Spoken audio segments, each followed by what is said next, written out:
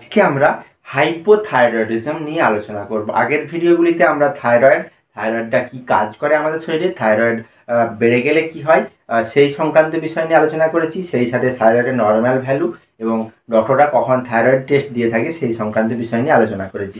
আজকে আমরা সেই থাইরয়েডের একটা অ্যাবনর্মালিটি অর্থাৎ হাইপোথাইরয়েডিজম অর্থাৎ থাইরয়েড গ্ল্যান্ডের সিক্রেশনটা যদি নর্মালের থেকে কমে যায় সেই কন্ডিশনটাকে বলে হাইপোথাইরয়েডিজম। সেটা কোন কোন কারণে হয়ে থাকে সেগুলো আমরা দেখব। তো আমরা হাইপোথাইরয়েডিজম মানে ইট ইজ এ কন্ডিশন যেখানে থাইরয়েড গ্ল্যান্ডের সিক্রেশনটা নর্মালের থেকে কমে যায় অথবা T3 T4 এর প্রোডাকশনটা কমে যায়, তাকে আমরা বলবো হাইপোথাইরয়েডিজম।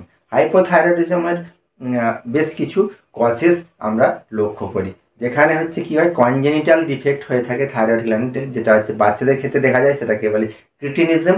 সেই ক্রিটিনিজম কন্ডিশনের ক্ষেত্রে কি হয় থাইরয়েড গ্ল্যান্ড থেকে ঠিক সিক্রিয়েশন না হলে ঠিক মতো, তখন কি হচ্ছে এই কন্ডিশনগুলো লক্ষ্য করা যেতে পারে।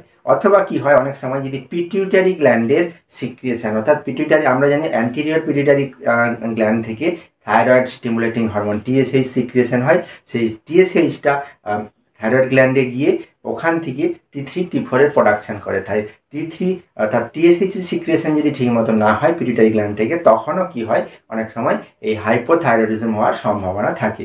অথবা কি হয় আমাদের যে হাইপোথ্যালামাস আছে সেই হাইপোথ্যালামাস থেকে যে থাইরয়েড রিলিজিং হরমোন TRH যে হরমোনটা সিক্রিয়েশন হয়, সেই TRH হরমোন সিক্রিয়েশন হয়, সেটাকে হচ্ছে পিটুইটারি গ্ল্যান্ডকে পাঠায় এবং পিটুইটারি গ্ল্যান্ড থেকে যেটা TSH সিক্রিয়েশন হয় অর্থাৎ TRH সিক্রিয়েশন যদি কম হয় থ্যালামাস থেকে হাইপোথ্যালামাস থেকে, তখনও কি হয় হাইপোথাইরয়েডিজম হওয়ার সম্ভাবনা থাকে।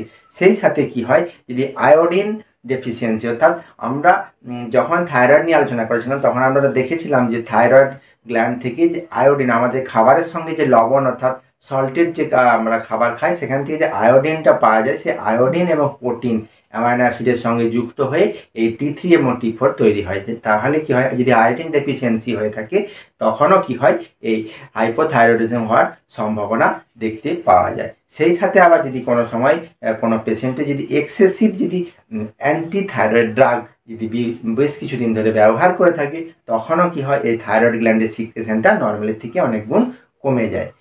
এই কন্ডিশনগুলো সাধারণত এই হাইপোথাইরয়েডিজমের ক্ষেত্রে দেখা যায়। এছাড়াও কি হয় বেশ কিছু ক্ষেত্রে যে সার্জারি অথবা থাইরয়েড গ্ল্যান্ডের সার্জারি অথবা যদি থাইরয়েড গ্ল্যান্ডের কোনো রেডিয়েশন দেওয়া হয়, তখনও থাইরয়েড গ্ল্যান্ডের সিক্রিয়েশনটা কমে যায়, যার ফলে T3 T4 এর উৎপাদনটা অনেক সময় নর্মালের থেকে কমে যায়। তাহলে এই কন্ডিশনগুলো থাকলে অনেক সময় কি হয় হাইপোথাইরয়েডিজম হওয়ার সম্ভাবনা থাকে।